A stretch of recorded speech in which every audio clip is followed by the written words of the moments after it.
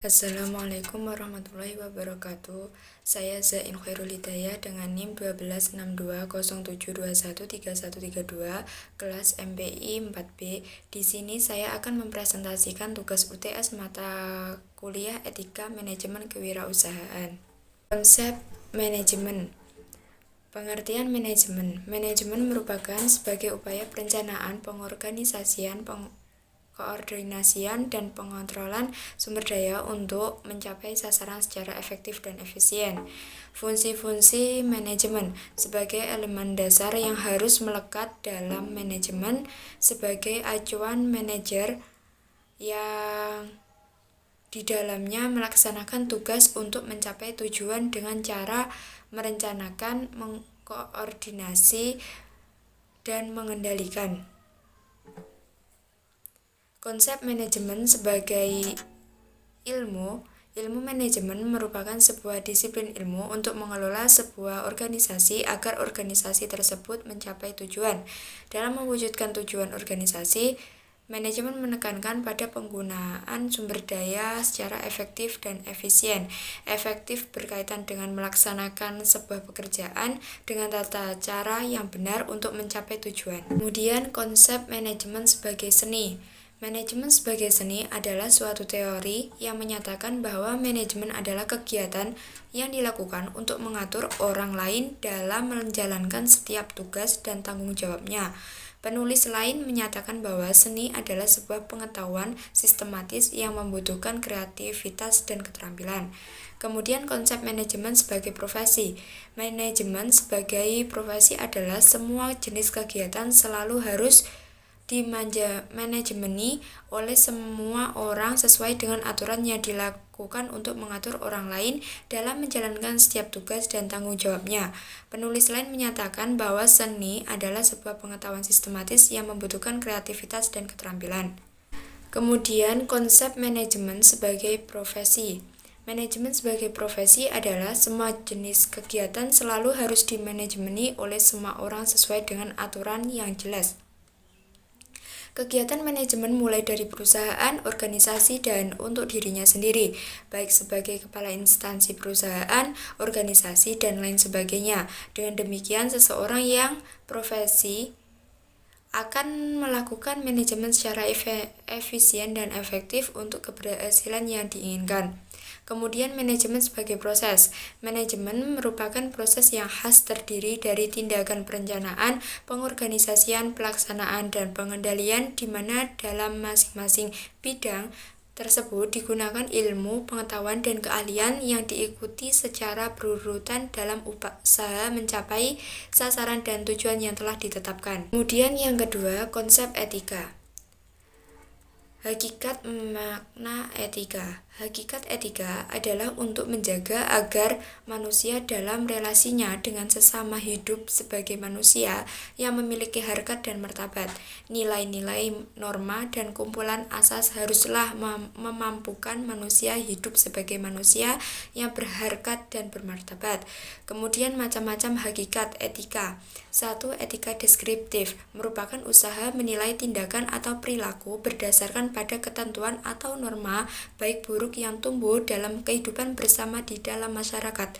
Yang kedua, etika normatif merupakan kelompok yang mendasarkan diri pada sifat hakiki kesusilaan bahwa di dalam perilaku serta tanggapan-tanggapan kesusilaannya manusia menjadi norma-norma kesusilaan sebagai panutannya. Kemudian macam-macam hakikat etika. 1. Etika deskriptif merupakan usaha menilai tindakan atau perilaku berdasarkan pada ketentuan atau norma baik buruk yang tumbuh dalam kehidupan bersama di dalam masyarakat.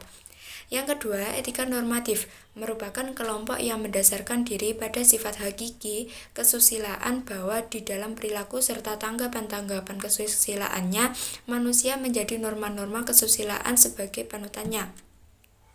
Yang ketiga, etika deontologi merupakan suatu tindakan dinilai baik buruk berdasarkan apakah tindakan itu sesuai atau tidak dengan kewajiban. Yang keempat, etika teologi merupakan menilai baik buruk suatu tindakan berdasarkan tujuan atau akibat. Yang kelima, etika keutamaan merupakan tindakan mempersoalkan akibat suatu tindakan. Kemudian konsep kode etik kewirausahaan. yaitu mengatur dan mengarahkan tentang bagaimana nilai, aturan, dan tingkah laku seseorang wirausahawan dalam memulai sebuah usaha sehingga usaha yang dikerjakan berjalan sesuai tujuan dan visi misi dalam berinteraksi dengan semua yang terlibat dalam bisnis. Kemudian tujuan dan fungsi etika dalam kewirausahaan. Sesuatu kode etik yang harus diterapkan untuk menciptakan nilai moral yang baik dan menuntut manusia untuk berbuat baik, mengajak orang untuk berbuat rasional, mengantarkan manusia menuju perkembangan di dalam masyarakat, menuju suasana yang harmonis dan damai. Kemudian fungsi etika pada dasarnya adalah sebagai sarana untuk memperoleh, menilai, dan menetapkan sesuatu perbuatan yang dilakukan manusia, entah itu baik maupun buruk. Kemudian yang ketiga, etika kewirausahaan dalam kehidupan sehari-hari. Etika kewirausahaan dapat membantu individu dalam membuat keputusan yang tepat dan bertindak dengan moral yang baik. Beberapa etika kewirausahaan yang dapat diterapkan dalam kehidupan sehari-hari. 1. Jujur. Seorang pengusaha harus selalu memuji jujur dalam hal apapun, baik dalam berbicara maupun bertindak. Jujur perlu agar berbagai pihak percaya terhadap apa yang akan dilakukan. Yang kedua, integritas. Seorang pengusaha harus memiliki integritas yang baik. Integritas seorang pebisnis akan melahirkan satu bentuk rasa hormat atau rasa takut dari orang sekitar. Yang ketiga, menepati janji. Pengusaha dituntut untuk selalu menepati janji, misalnya dalam hal pembayaran, pengiriman barang, atau penggantian. Yang keempat, akuntabel. Seorang pengusaha harus bertanggung jawab terhadap segala kegiatan dalam bisnis yang sedang dijalankan. Yang kelima, loyalitas. Seorang pengusaha harus memiliki loyalitas yang baik terhadap konsumen, karyawan, dan mitra bisnis. Yang keenam, peduli. Seorang pengusaha harus peduli terhadap lingkungan sekitar dan masyarakat sekitar. Yang ketujuh, memiliki jiwa kepemimpinan. Seorang pengusaha harus memiliki jiwa kepemimpinan yang baik. Hal yang paling kecil yang merupakan bagian dari jiwa kepemimpinan adalah rasa tanggung jawab. Yang kedelapan, patuh hukum. Pengusaha harus selalu mematuhi dan meminta hukum yang berlaku, baik yang berhubungan dengan masyarakat ataupun pemerintah. Kemudian model etika kewirausahaan dalam kehidupan sehari-hari juga sangat penting untuk dilakukan, karena dengan menerapkannya di dalam kehidupan sehari-hari akan membantu mengurangi pelanggaran dan kesalahan yang terjadi di dalam etika kewirausahaan. Etika kewirausahaan juga bisa dimulai dari lingkungan usaha terkecil yang ada di dalam kehidupan sehari-hari kita. Salah satu etika kewirausahaan yang dapat kita terapkan dalam kehidupan sehari-hari adalah kejujuran dalam menjalankan sebuah bisnis.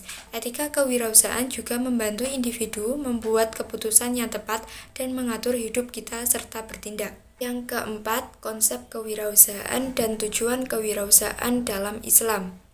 Konsep dan nilai berwirausaha secara Islami harus tetap berlandaskan pada ajaran Al-Quran dan Al-Hadis sebagai wujud ketaatan dan rasa syukur kepada Allah Subhanahu wa Ta'ala.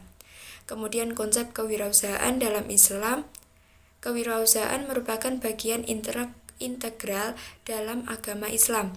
Berdasarkan fitrahnya, wirausahawan Muslim adalah khalifah dan memiliki tanggung jawab untuk membangun kesejahteraan dan memandang bisnis sebagai ibadah. Kemudian konsep berwirausaha Nabi Muhammad SAW dilakukan dengan cara sidik, amanah, tabligh, dan fatonah. Konsep berwirausaha dimensi vertikal dengan berpegang teguh pada Allah Subhanahu wa Ta'ala, yaitu berkaitan dengan wirausaha semata-mata karena halal. Kemudian konsep berwirausaha dimensi horizontal dengan berpegang teguh pada nilai-nilai kejujuran, keadilan, dan kemanfaatan bagi masyarakat. Kemudian konsep kewirausahaan dalam Islam harus memperhatikan aspek-aspek syariat dalam bertransaksi, seperti menggunakan metode transaksi syariah yang halal dalam Islam, seperti bai al-murabbahah, syarikat, dan wadi'ah. Kemudian tujuan kewirausahaan dalam Islam. 1. Membangun kesejahteraan dan memandang bisnis sebagai ibadah. Yang kedua, menjadi sarana untuk memperoleh keberkahan ridho Allah Subhanahu wa Ta'ala. Yang ketiga, menjadi sarana untuk memperoleh keberkahan dan ridho orang tua, keluarga, dan masyarakat. Yang keempat, menjadi sarana untuk memperoleh keberkahan dan ridho diri sendiri. Yang kelima, menjadi sarana untuk memperoleh keberkahan dan ridho alam semesta. Dalam kewirausahaan Islam, tujuan bisnis bukan hanya untuk memperoleh keuntungan semata, tetapi juga untuk memperoleh keberkahan dan ridho Allah Subhanahu wa Ta'ala, keluarga, masyarakat, diri sendiri, umat manusia, alam semesta, dan segala sesuatu yang ada di dunia ini. Oleh karena itu, kewirausahaan Islam harus bergerak dalam kerangka sistem ekonomi Islam dan memperhatikan aspek syariah dan dalam bertransaksi. Konsep kewirausahaan dalam Islam harus tetap berlandaskan pada ajaran Al-Quran dan Al-Hadis sebagai wujud ketaatan dan rasa syukur kepada Allah Subhanahu wa Ta'ala. Kemudian yang kelima, sifat-sifat dan karakteristik wirausaha yang sukses. 1. Percaya diri. Merupakan wirausaha sukses memiliki keyakinan yang kuat pada diri sendiri dan kemampuan mereka.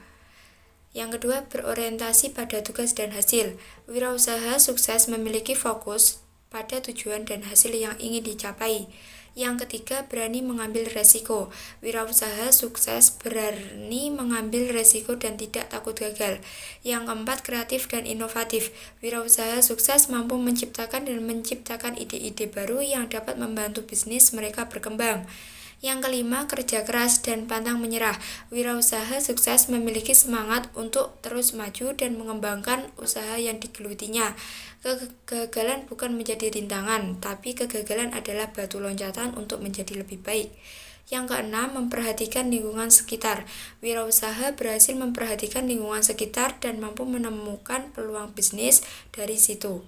Yang ketujuh, belajar dari orang sukses. Wirausaha sukses belajar dari orang-orang yang telah sukses sebelumnya dan mampu mengambil pelajaran dari kegagalan orang lain.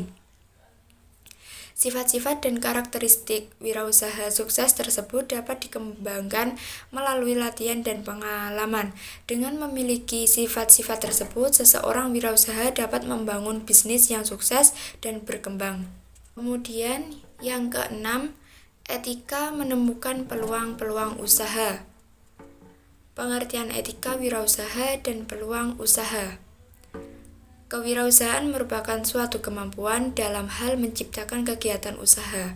Kemampuan menciptakan memerlukan adanya kreativitas dan inovasi yang terus-menerus untuk menemukan sesuatu yang berbeda dari yang sudah ada sebelumnya, yang akhirnya mampu memberikan kontribusi baik masyarakat banyak. Dan etika wirausaha dapat diartikan sebagai adat sopan santun, adat kebiasaan, dan aturan-aturan yang berlaku di lingkungan kewirausahaan. Sumber-sumber peluang usaha. Sumber-sumber peluang usaha dibagi menjadi sumber peluang usaha internal dan eksternal. Berikut beberapa faktor internal dan eksternal yang menjadi peluang usaha. Di antaranya, modal keahlian, wawasan dan pengetahuan, sumber daya manusia dan kreativitas, masalah yang dihadapi, permintaan pasar, melakukan upgrade dengan barang yang sudah ada. Kemudian cara mengembangkan peluang usaha. Ketika kita menjalankan bisnis, penting untuk memahami dan menganalisis peluang bisnis yang ada. Peluang bisnis meliputi mengembangkan ide dan kreativitas, menjelaskan ide tersebut dengan baik kepada karyawan, dan menentukan tujuan bisnis.